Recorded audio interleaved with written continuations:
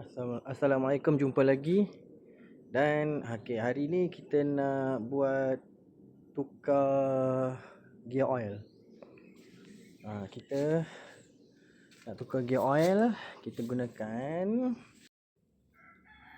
Castrol. Okey, dekat buku dia tulis 230 ml. Tapi bila dah tukar dia suruh pakai 200.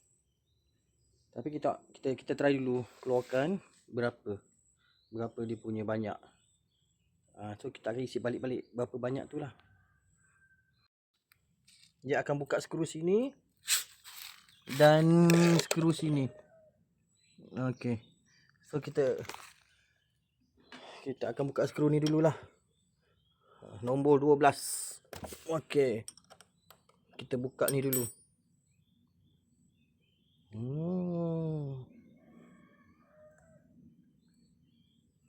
Senang saja. Lepas tu baru buka yang kat bawah tu. Okey, nanti saya dah buka, saya ambil video lagi. Okey, kita dah buat keluar. Kita tengok sampai dia habis dulu. Kita tengok berapa ml. Lepas tu kita isi balik lah berapa ml tu. Okey, nanti saya dah habis semua keluar, saya ambil video lagi. Okey, ni minyaknya. Ni minyak original lah. Ni baru pertama kali tukar ni. Ini yang lama punya kan. So lebih kurang 250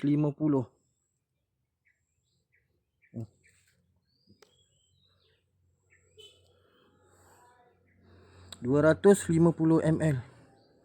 So okey.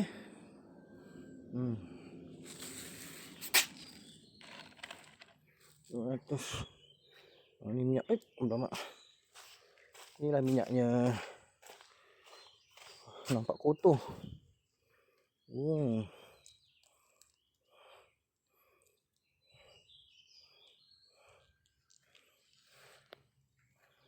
Okey. Kita akan masukkan yang baru. So yang ini 80-90 120 ml. Jadi beli dua, ni 240. okey. Cun.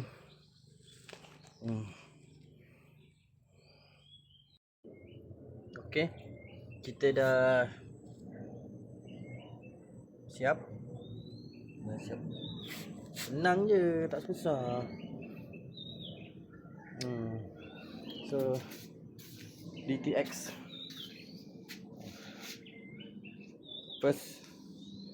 Okay, so nanti kita tinggal nak tukar spark plug pula, iridium. Itu saja yang belum tukar.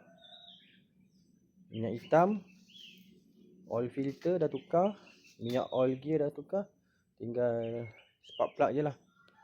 Nanti saya akan tunjuk lah. Okey, macam tu lah.